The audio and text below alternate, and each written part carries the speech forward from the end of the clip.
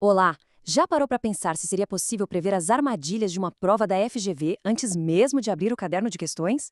Pois bem, é exatamente o que a gente vai fazer hoje. Vamos mergulhar fundo no regimento interno da Assembleia de Rondônia, não só para dominar o processo legislativo, mas principalmente para aprender a pensar como a banca examinadora pensa. E olha, a nossa fonte para essa missão é mais do que confiável. Todo o conteúdo desta análise vem direto do caderno de estudos do professor Dr. Marcelo Lessa, que é a mente por trás do projeto Alero Turbo. Ou seja, a gente está usando a estratégia de quem realmente entende do assunto. Nosso roteiro de hoje foi pensado em 5 etapas bem estratégicas. Primeiro, vamos entender as regras do jogo do plenário. Depois, decodificar as fases de uma sessão. Em seguida, o foco vai todo para o coração do processo, a votação. Na quarta parte, a gente vai caçar as armadilhas da tramitação. E para fechar com chave de ouro, um resumo com tudo que é essencial. Vamos lá? Certo? Nosso primeiro ponto. Vamos encarar o plenário como uma grande arena onde a democracia acontece ao vivo. E o regimento interno? Bom, ele é o livro de regras desse jogo. Para vencer, o primeiro passo é simples: dominar completamente essas regras. Mas atenção, o pulo do gato é esse aqui. Não estamos aqui só para decorar o regimento, isso é um básico. O nosso verdadeiro desafio é ir além, é antecipar como a FGV vai pegar cada artigo e transformar numa pegadinha, sabe? Naquela alternativa que deixa a gente na dúvida. A meta é aprender a pensar como a banca. Muito bem. Agora vamos para a estrutura de uma sessão. É fundamental entender que uma sessão legislativa não é uma coisa só, um bloco único, não. Ela tem um fluxo, fases bem distintas e cada uma delas tem suas próprias regras e, claro, suas próprias armadilhas de prova. Uma sessão ordinária se divide, então, em 4 momentos bem definidos. Ela começa com o pequeno expediente, depois avança para o grande expediente, atinge o seu clímax na ordem do dia e, por fim, encerra com a explicação pessoal. Ter esse mapa mental é a base de tudo. E aqui, olha só, temos um ponto que é um clássico de pegadinha da FGV. A banca adora comparar o pequeno e o grande expediente, trocando as características de um pelo outro para confundir. A diferença que precisa ficar gravada na mente é esta: os apartes, ou seja, as interrupções. No pequeno expediente, que é mais curto, 5 minutos, é proibido.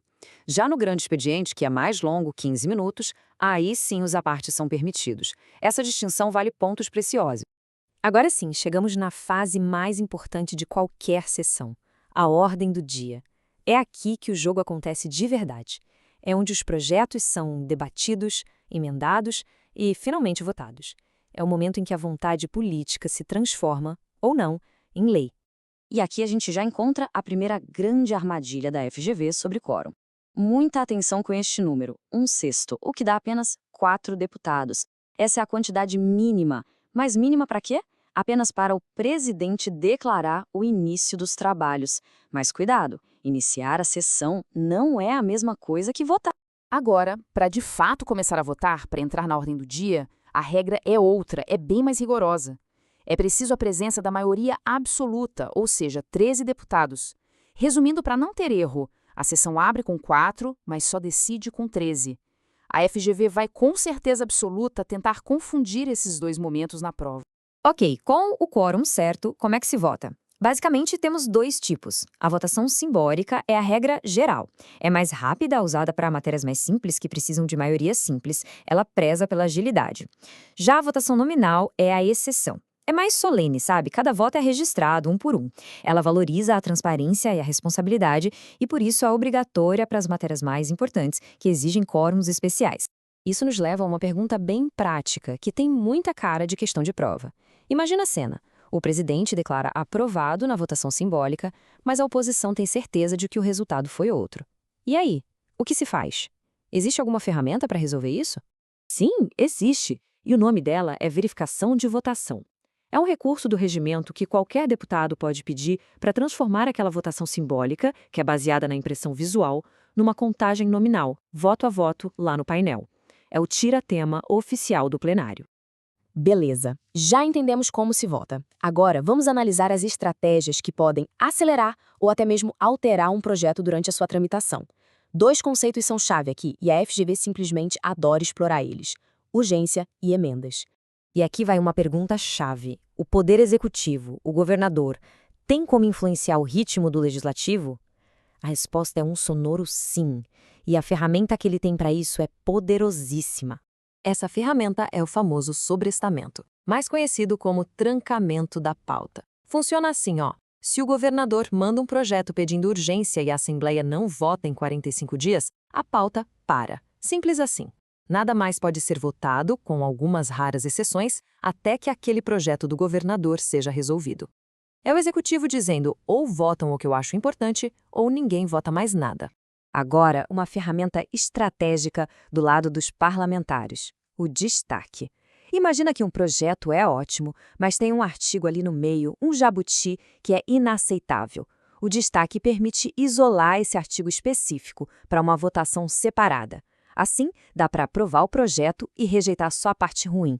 É como uma cirurgia legislativa. Certo, a gente cobriu bastante coisa, agora é hora de consolidar tudo isso. Esta sessão final, totalmente baseada na análise do professor Lessa, é o nosso resumo de ouro, focado exatamente nos pontos que a FGV mais ama cobrar. Esse slide é crucial. Ele resume os pontos onde a FGV mais gosta de criar confusão. Vamos revisar com calma.